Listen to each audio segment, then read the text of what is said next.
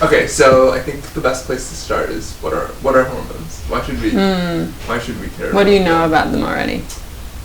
I know that there are things in my body that are related to testosterone and estrogen, and there's I think thyroid. This is one of the biggest challenges that we often face when people ask about hormones is that people think that they are the reproductive hormones like testosterone, estrogen, but actually there's so many. There's like dozens of hormones, and they essentially, the way I describe it is they're like chemical messengers for your body, and they're directing different processes that need to happen every day. For example, melatonin rises at night to help you fall asleep, and in the morning when you're trying to wake up, so say we've got a 24-hour day, you wake up here, cortisol actually rises to help you wake up and then falls to help you fall asleep. Melatonin rises to help you fall asleep, and there's this sort of rhythmic pattern to these hormones. Also, things like growth hormone also has a rhythm that rises overnight. Testosterone also has a rhythm, it rises in the morning. So as you can see, it's almost like this orchestra of instruments that are playing in your body constantly. It's like the way I describe it is your body is in constant conversation with each other. So the difficulty here is, though, as is obvious here, the way we measure things today, we go to a doctor or a lab and we get a once-off blood test. It's like a snapshot of where your hormones are at in that exact moment. It's like taking a photo of a moving picture and completely missing the whole plot line. So, as you can see, what's missing today is a tool that can capture the narrative of the human body and how these things are evolving. So you mentioned a lot of hormones. Which hormone of those do you think is the most important, and why is it the most important? What is your favorite hormone? That's what he's trying to say. Yeah. Oh, how do I pick my favorite? They're all important in some way. They all play a role, truly. Like the more I'm learning, and I only really started looking into this when we started Lume, but something that really surprises me and surprises a lot of people that we talk to is cortisol, which, like I mentioned, it rises and falls in the morning,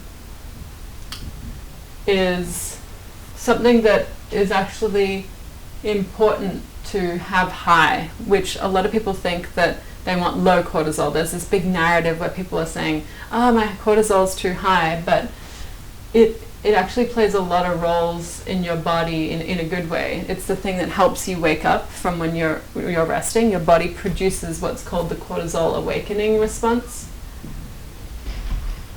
and that prepares your body to go from sleep to activity. So I think it's one of the most underappreciated hormones, and it should be celebrated like it's something that is really healthy to have. But so I've heard that it's bad to have high cortisol, though. People tell me it's bad to have high cortisol. Yeah, and I think that this is the nuance, is like, it's not just about having, it's not an absolute number, it's about how it's fluctuating. And yes, if you just have like chronically high cortisol, that is also bad. But it's meant to be high in the morning. So this is like this is a healthy curve and this is an unhealthy curve. So bad, good. So you can see how there's nuance to it. Like essentially it is meant to be high at certain points of the day and it's meant to be low at other points of the day. So without continuous measurement, you essentially don't capture, you can't differentiate whether it's good or bad. Got it. So how are you going to capture that? Yeah, so we're trying to bring essentially this lab-based measurement that... And what do they do now? So what they do now is it's a once-off time snapshot. Like I said, you go to a doctor, you go to a Quest Diagnostics if you're a Function Health member, you get all these tubes of blood taken and they get sent to a lab,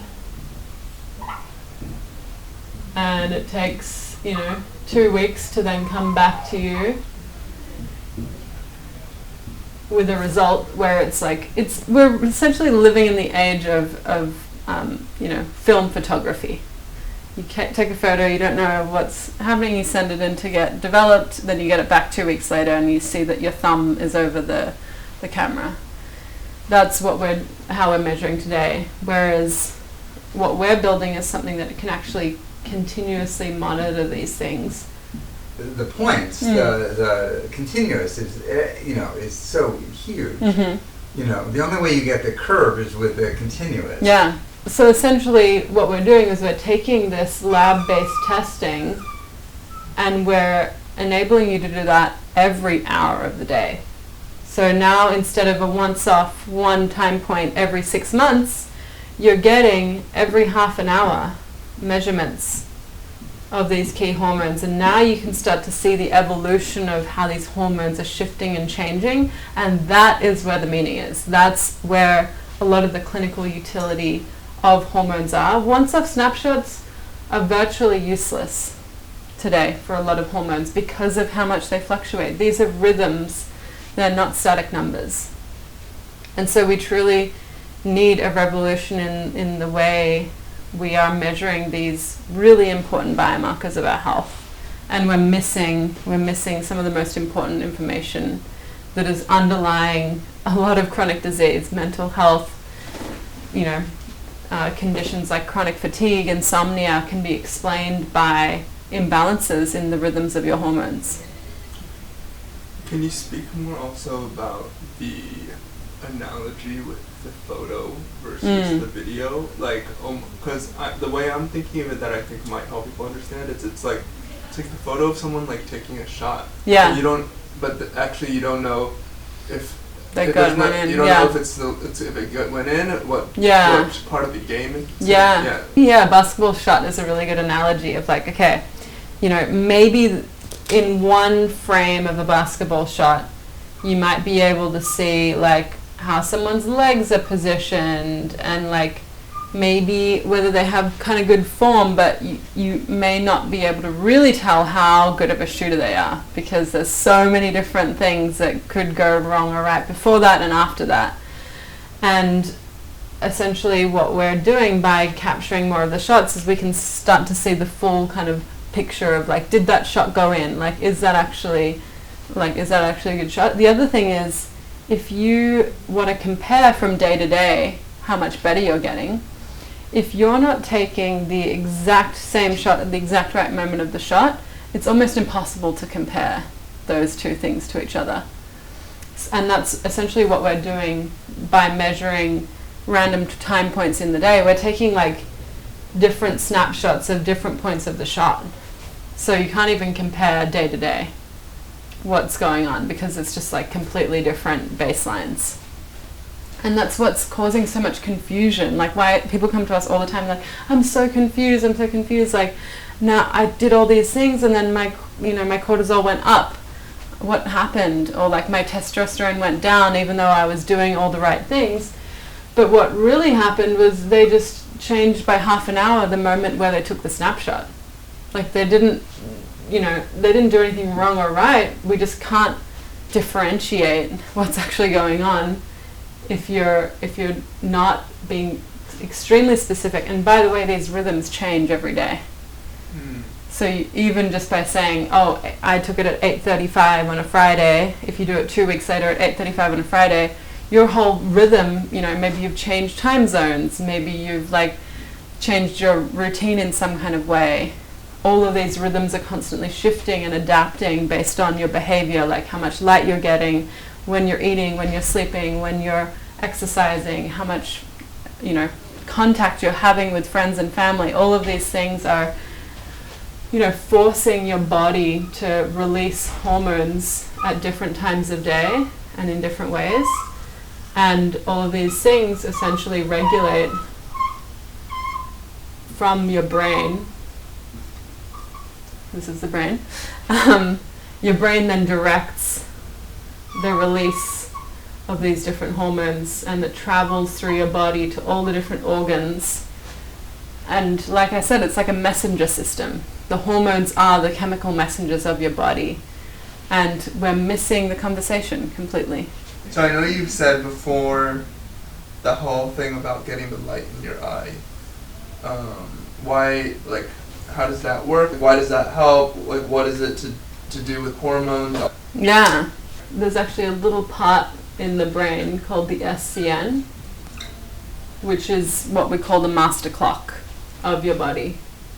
It's like, you know, back in the day when the like central town clock in the middle of the town, everyone set their watches to that clock. That's this little part in the brain. The thing that sets that clock is actually light, sunlight. So sunlight comes in and hits these specific cells in the back of your eyes, which then connect to that master clock in your brain directly. There's 5 cells between light hitting your retina and connecting to the SCN. This is one of the most primitive systems of the human body, and it's not just us. Animals have it, even plants have it, even single cell organisms have this system. It's called the circadian rhythm. And this SCN is kind of the conductor of your body's orchestra of the circadian rhythm. So it makes sense, right? Like if you think about it, human beings and plants and animals all evolved in the light-dark cycle. So we're outdoors all day, during the day getting all this sunlight, and then we're in complete darkness at night.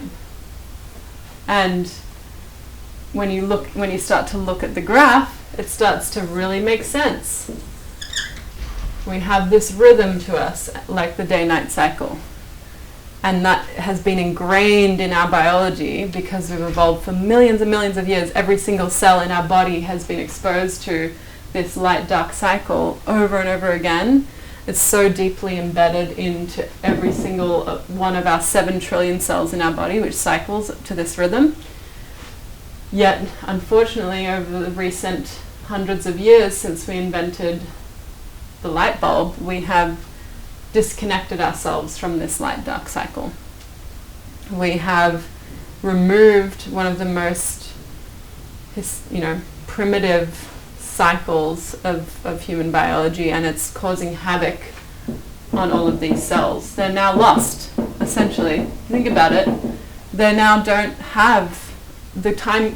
The master clock in the central square is now changing every day, or they can't see it because it's really weak. We're having these flat lines because we're not getting the pulse of the light-dark cycle. So we've like lost this rhythm. And so what happens is this breakdown of every single cell's function. And of course we're seeing rising rates of cancer and dementia and diabetes. All of these things are linked to the fact that we have lost this fundamental rhythm of human biology. The next thing I want to talk about, because you said, it's all messed up. Yeah. What do you mean? Like the sun still comes up? Like, why is it what do you mean it's messed up? Like, yeah, I mean, essentially, yes, the sun is still coming up, but you think about how much of our lives we now spend indoors, in offices, in houses, and, we have these windows, maybe sometimes windowless, buildings, and the light inside is just so much lower. It's like 10 orders of magnitude lower than when you're outside on a sunny day. So yes, the sun is still coming up, but essentially what we've done is we've removed ourselves from this master sort of regulator of our body's rhythms, and that's what's causing, essentially it's like dampening the response that our body has evolved to have, because now it's essentially saying like, oh well, the sun isn't up, if you stay inside all morning, the sun isn't up. So essentially what's happening is when you wake up in the morning and you don't get sunlight in your eye, your brain is essentially then saying, oh well, I guess it's still nighttime, like I don't need to really be doing anything. So we don't get a cortisol awakening response. A healthy person would have a strong rise And you know, you hear people all the time saying like, oh, I can't get out of bed without a coffee, or like, oh, I can't drag myself out of bed. That is very visible. And we've tested, you know, hundreds of people now and their cortisols, and we see very clearly that this is a really good sign that your body's rhythm is not operating properly. And so if we're not getting outside, we're not getting that rise in cortisol, and instead we have this shifted cortisol response, and we get high cortisol when we're trying to go to sleep. One thing you might say is that people don't realize how dark their homes are. Yeah. Because your eyes adapt. Yes. If you walk into a dark room, like a photo dark room, it's after a minute, you can see, even though it's really, really dark. Yeah. So even though your eyes adapt to it, the rest of your body's not necessarily, and so a lot of people's lighting in their homes or businesses are incredibly dark, but they don't realize it. Exactly. A lot of people think, wow, I've got a lot of I've got the light on all the time. And a lot of people we talk to say, like, when we sort of talk to them and I say, you know, how much light are you getting? They're like, yeah, you know, a normal amount, you know, I kind of, you know, go outside occasionally, or, you know, maybe every other day. And what they're not realizing is that the lights that are in your house are so much darker than the light outside. It's like, it's incomparable, and it becomes very obvious when you actually look at like a lux meter or something like that. But not only that, is that it's not just intensity, it's also the wavelengths. And this is something that if you've looked into this at all, you'll understand, and you've probably heard, you know, blue light blockers are important at night to you know, or blue light blockers are needed to protect your health. There's some truth to that, but it's actually a lot more complicated in that, again, if you just think from first principles, like, what did we evolve in? We evolved in full spectrum natural sunlight. So sunlight has UV, it has infrared, it has all the visible wavelengths. So we've got, you know, this is just the visible spectrum. And we've got, you know, a lot of different wavelengths across that whole spectrum. So what we have inside, this is the sun.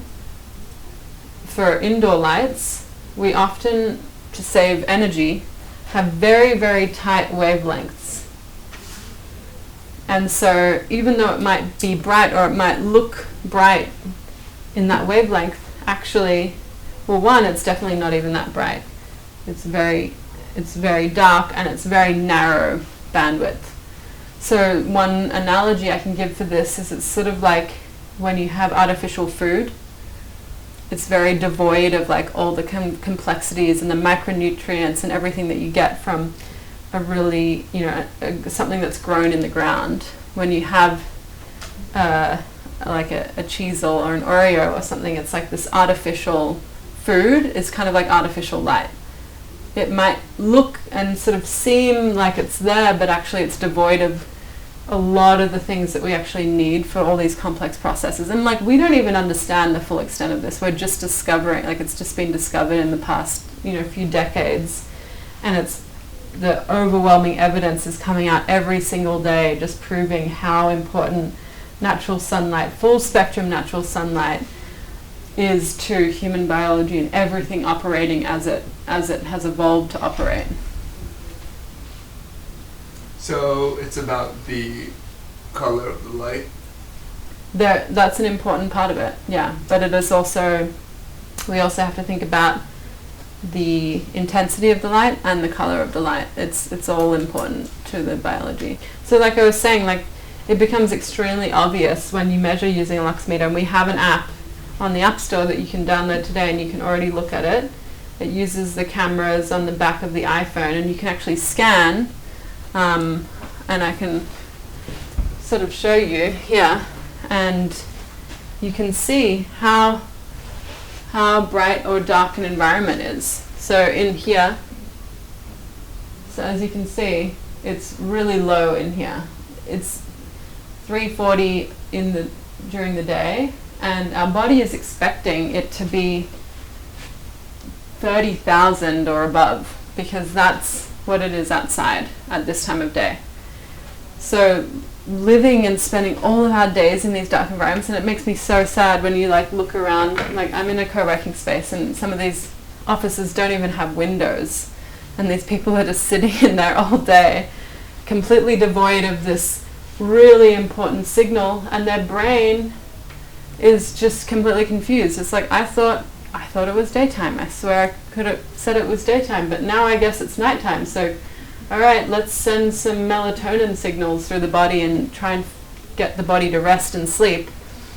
And that's kind of why a lot of people feel really tired in the afternoons. We've lost track of what is controlling our biology, and it's causing us a lot of conditions. And we all know, like, our mental health is a chemical balance of hormones, and it is not a mistake that a lot of mental health conditions are triggered by imbalances to light habits, and it spans across the entire health spectrum. And once we started discovering this, you can't look away once you start to understand it. It could be one of the major root causes of the declining health of society today. So, can you talk a little bit more about intensity of light timing, and also what we've talked about before, the importance of, like, how good people feel on vacation, and why you think that might be the case? Yeah, I mean, it's pretty, like I was saying, with the people spending all days indoors at their desks, you know, and being like, why do I feel so horrible? I feel so burned out. I'm not happy anymore. I'm depressed. And then they're like, oh, let me go on vacation. I want to go lie on the beach and, relax in the sun. And they're like, oh, I just feel so much better now, like that I'm on vacation. Everything feels better. And a lot of that can be explained by you're essentially, by going and spending more time outdoors on the beach, or even skiing, you know, being outdoors on the ski slopes, you're spending more time in nature. It does restore this rhythm biologically for you that people can't really put their finger on it. They're just like, I just feel so good. And for the first time, we'll be able to show you what that good feeling is. It's being in rhythm with your biology. And you'll start to see that, like, this sort of interplay of the hormones and how that enhances you sleep better, you have more energy, your mood is more stable, you digest food better, you have better cellular repair, you have better inflammation reduction. There's just, it is across the board one of the cheapest health enhancing drugs that you can have is just getting more natural sunlight. So, can you talk a little bit more about what that curve would look like as someone who works in an office all day on a computer and is on my phone late at night, and then either going on vacation or starting to kind of do what the Lume best practices are? How would it start to look? Yeah. You know, like right now, I'm always unable to fall asleep at night and can't peel myself out of bed in the morning. So, you know, what? Yeah. And maybe what I'll do is I'll show you. Sure. So, you know, this is the current state is people that are indoors all day. I talk to people a lot, you know, that don't leave their house. A lot of people, it's a sort of this negative cycle, and often it's actually started during COVID. A lot of people started spending a lot more time indoors, and then all of a sudden their energy dropped. They didn't have as much energy to go outside and do the things, so it's this negative spiral of spending more and more time indoors. What it looks like is, as I said, they have a completely blunted cortisol awakening response. So it should be going up, but it's really just sort of petering out, and then their body's still producing cortisol, and maybe it's sort of like this really weak rhythm where it's also high at night. There's no contrast in the high and low, because there's no contrast in the light and dark, because it's just light, sort of mid-light conditions all day and into the night. You know, we're watching, spending all night on our computers and shining all these lights in our eyes. So what happens when you go on vacation is you then start to go out in the morning to go and get coffee at the town that you're in, or you go out for a hike because you're camping or something like that, and all of a sudden your body gets this big burst of light in the morning, and your biology then sort of kicks back into gear and goes, okay, we're here, we're awake, we're alive, we're in the world, let's produce cortisol to give us energy to do what we need to do today. And then because it's got all that cortisol out of its system, it's then able to drop at night. So when you're trying to fall asleep, it is able to be low enough that it's not actually affecting your ability to fall asleep. So as you can see, it's like trying to pump. It's like if your heart is flatlining, and you got to like pump it to kind of be alive and start beating again. It's like the beating heart of your biology, but it's just a 24-hour beat. I think the simplest way to think about it, and I'm an engineer, so I always think about this, is like an energy system of like, if you're trying to create a rhythm, there needs to be like a push and a pull, and that's what the whole like light-dark cycle is. You know, the things that create these rhythms they're cyclical. They cycle between light and dark and rest and activity, and these rhythms are so deeply wound in our biology that 100 years of artificial light is not going to rewire that. I really like that analogy. What are things we can do to push our wakefulness up in the morning, and what are things we can do to pull it back down at night? Yeah. What can I do? There's a few, they're called Zeitgebers. That's what the person who discovered this called them that. There's a few different things. So you have, the major one is light. This is like 90% of what regulates this. Because if you think about it, that's been the most consistent signal for the whole eternity of human existence. So this one is the one that your body relies on the most, because it's like, hey, well, over our experience, this has been the most reliable thing to anchor on. So if you're going to do one thing, it's getting light during the day when the sun is out and avoiding light as soon as the sun goes down. The other things you can do are meal timing. These are also Zeitgebers. So it honestly, from what we understand, it doesn't matter as much where the meals are, as long as they're consistent day to day. Yeah. Most people, everyone has their own theory of like, well, it works for me to skip breakfast and I only have lunch and dinner and that's how I fixed blah, blah, blah. And, oh, I actually only have breakfast and lunch, I skip dinner and that's how I blah, blah, blah. Or like, oh, I only have one meal a day at breakfast. It's really just, again, it's about this rhythm to your body and your body understanding what to expect. Like all of these systems are very anticipatory, so they're trying to anticipate what might be happening next. So the more consistent you can be with meals, light, the other one is exercise.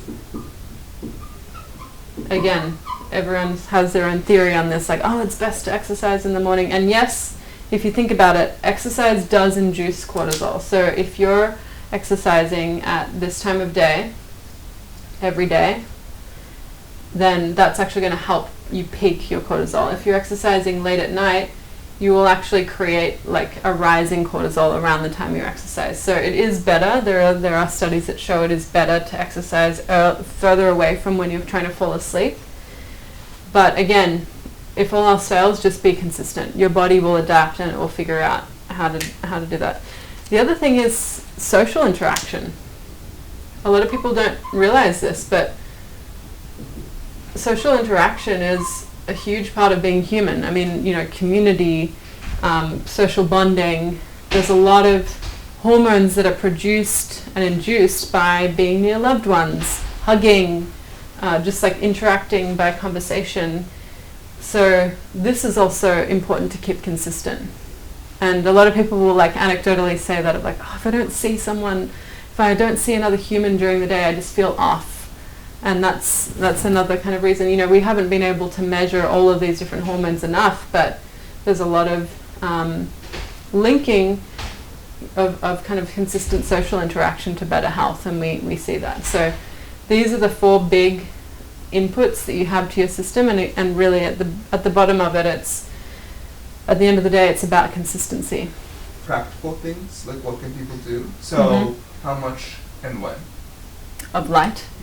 Yeah, so again, like I was saying, I mean, our biology evolved to adapt to the seasons as well. So the best advice that we give is try and get consistent morning light as close to when the sun rises every day, and avoid light after the sun sets every day. That's like baseline. So let's be a little bit more discreet. At the end of the day, like I said, a lot of this is about consistency and a lot of this is nuanced, but if we were to try and give some very specific goals, like I think one of the best movements in health has been the 10,000 steps movement. This really helped quantify and give an action and direction for people's activity and sort of behavior. And so what we recommend at Lume through our app is that you get 120 minutes of outdoor sunlight every day. So this is like as a baseline throughout the day, getting 120 minutes. The other thing is getting at least 10 to 20 minutes, depending on how cloudy it is, of natural sunlight at the same time every morning. Because as I said, this is the thing that actually sets the master clock and starts off the cascade of events that happens that. So anchoring using that first light is really important. The other part, like I was saying, is the pull. So you're pushing it up using light in the morning and spreading it out over the day. So this gives you a really nice kind of push of cortisol and energy. And then the other really important part is the pull. So then pulling away as the sun sets and as it's dark at night, you should be having really dim environments. We say at least 7.5 hours of complete darkness every night. This should, you know, of course be longer in certain parts of the year, but just to give a measurable goal, these are the 3 steps that we recommend. A lot of people are going to say that they don't have enough time, or there's edge cases. What are habits stacked? The laziest way to get this? Yeah, this is something we work with a lot with our coaching clients. Is essentially what we try and do is build things around things that you already do. So if you are someone that gets up and you have your cup of coffee straight away, or you want to go do yoga or do meditation, it really is as simple as finding the most sunny window in your house, closest to the sun, and sitting there and doing those things. Or even better, getting a chair and sitting outside and doing those things. If you're checking your emails for 20 minutes in the morning, replying to text messages, just do it outside and you'll see a really big change in the way that your cortisol rises, and that's immediately. The other thing is just thinking about during the day, like what are some things that you can do outside? Could you take a meeting outside, maybe like a walking meeting, or can you eat your lunch outside? Again, that's all going to contribute to this 120 minutes. Even things like when you're driving, right? Like you can look using the app, obviously not when you're actually driving, but when you're stopped at a red light, you can see that there's actually a lot of sunlight coming in through the car as well. So just thinking about where are the moments in your day where you're already doing something that you can actually just be getting more minutes of light. Taking a walk, walking home from the train, these little things, they all add up. And it's actually not as hard as you might think to get 120 minutes. And it really makes a huge difference. The other thing in the morning, like I said, is is really just it's a non-negotiable for you. Just like you don't skip brushing your teeth, well, hopefully you don't, you also don't skip your morning sunlight. Eat your lunch outside. It's really simple. I always tell my team, let's go outside. Let's take this meeting outside. I think we just need a cultural shift in what's normal. Like, people used to smoke inside until we realized that's really bad for you. So the next step was take the smoking outside, and then now the step is let's avoid it altogether. I think the same thing will happen with light. We need more light breaks in people's days. It should be honestly illegal to force someone to stay inside all day without any opportunity to go outside. Buildings need to be built with more natural light. I think a lot of Scandinavia is recognizing this. A lot of other countries build buildings with a lot more natural light than we do in the US. So there's a lot of changes that need to happen at the policy level as well. But today, things that you can do: get outside in the morning, read your emails on the front porch, get outside and eat your lunch outside, and walk home from work. What about things like it's cold outside, sad lamps, UV? Yeah, and this is where again the lux check that we have in the app helps you understand that you don't necessarily need to be in direct sunlight to get the benefit of lux. You can be standing underneath a tree in the middle of the day having your lunch, and you're getting hundreds of thousands of lux, but it's not directly on your skin. It's dispersed.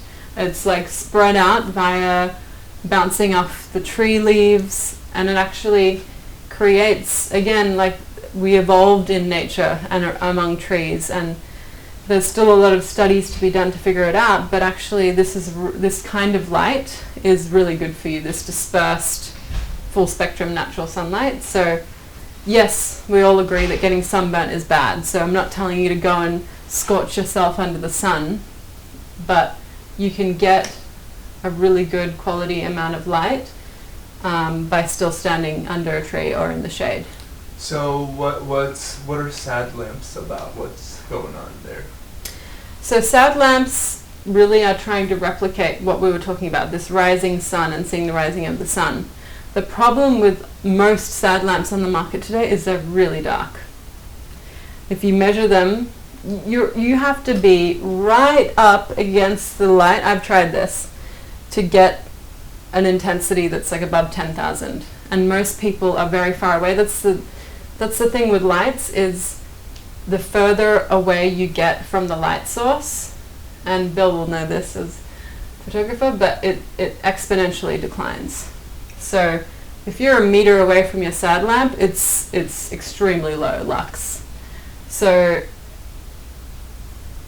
like a lot of these sad lamps will be like, oh, we're like 10,000 lumens or something. This is about how much the light is emitting, but how much your eye is receiving is often a lot lower. So if you have nothing else, if you literally cannot get outside, this is probably still better than nothing, but nothing will replace that full spectrum natural sunlight that comes from the sun.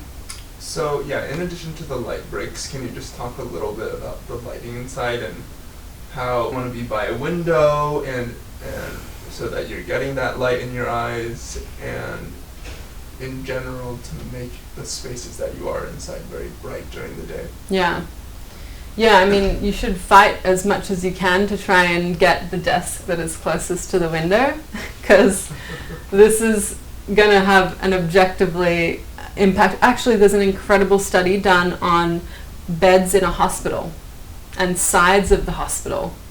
The beds on the side of the hospital, which gets more sunlight, recover 20% faster than on the side of the hospital that doesn't get as much sunlight.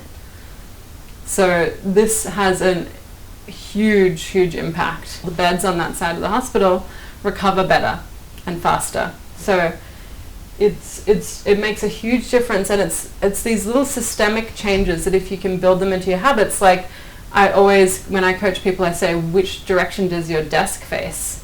You should face your desk directly towards as much sunlight as possible, because then you're passively getting that. Again, skylights, or just setting up spaces where you're just automatically drawn to being in natural sunlight, building habits into your life where you are automatically going to be getting that sunlight, going for a morning walk, taking your dog out to the park. These things kind of enforce and entrain these habits and that's why I honestly think that a lot of people with dogs are happier as they spend more time outdoors. Yeah, maybe just the last thing, just talk about like gardening, dogs. Yeah. You know, taking your kids outside, like kind of like the lifestyle aspect of it. Yeah, you kind of wonder like why are so many of the things that make us happy and make us feel alive are the things that are outside. Camping, hiking, having dogs, gardening, skiing, swimming, all of these things that get us connected to nature and the natural rhythms and get us outdoors, regulating our hormonal rhythms so that we can live balanced and healthy lives where we actually prevent disease before it is caused. Great. Yeah.